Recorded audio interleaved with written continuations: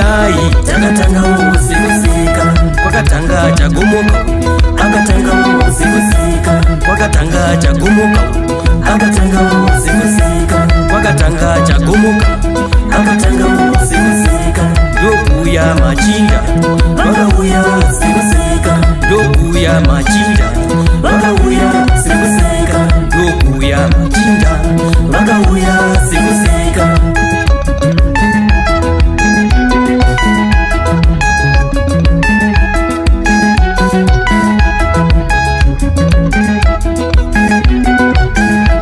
chagomoka pinda mudariro uvaimbire sikusika chagomoka pinda mudariro uvaimbire sikusika chagomoka pinda mudariro uvaimbire sikusika machinda pinda mudariro muvaridzi sikusika machinda pinda mudariro muvaridzi sikusika machinda pinda mudariro muvaridzi sikusika machinda ngatirove ngoma matambe sikusika machinda ngatirove ngoma matambe sikusika machinda ngatirove ngoma matambe sikusika DJ usadzime iwe matambe sikusika ngoma yanaka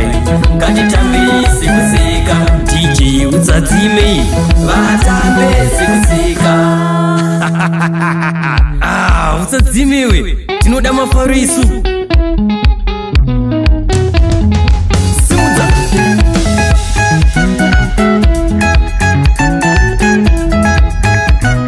ndinotenda Mwari makatipa uchipo ndinotenda Mwari makatipa uchipo chekufadza vanhu panyika baba isu chekufadza vanhu panyika baba isu tozadzisa chinangwa chenyu baba tozadzisa chinangwa chenyu baba tozadzisa chinangwa chenyu baba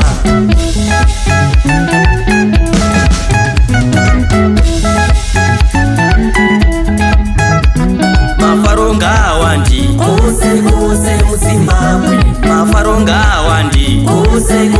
muzimbabwe chindambuya iyo tinoda mafaro isu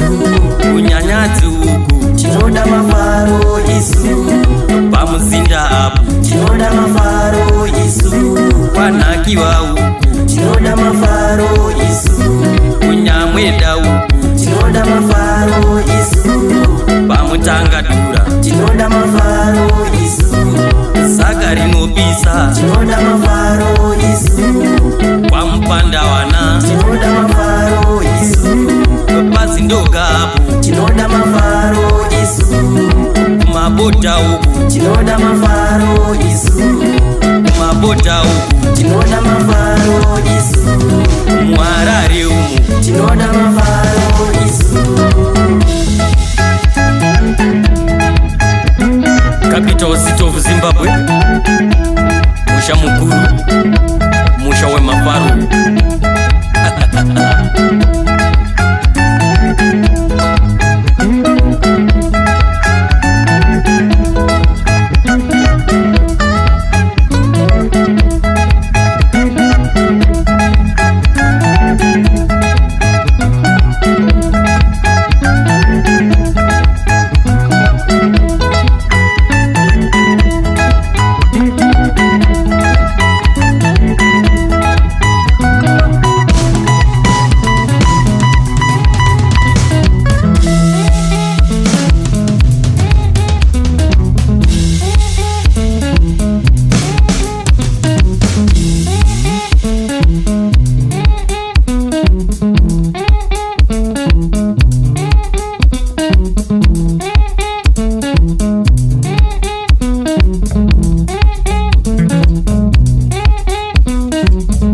South Africa,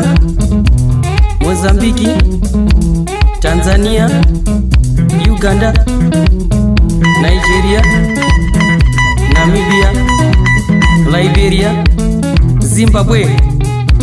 Simuka utambe Afrika, simuka.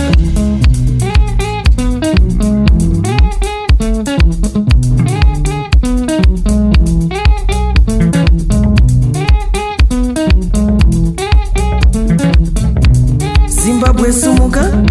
simuka. Mafarunga wandi kose kose mu Zimbabwe, mafarunga wandi kose kose mu Zimbabwe. Wange uku tinoda mafaro isu, ukweru uku tinoda mafaro isu, chekutuka duma tinoda mafaro isu, kwa Mutare uku tinoda mafaro isu, kwa Rusape uku tinoda mafaro isu, Tanda Chikure tinoda mafaro isu, Masingo uku tinoda mafaro isu, Bulawayo uku tinoda mafaro isu, Maboda uku tinoda mafaro isu, Maboda uku tinoda mafaro isu.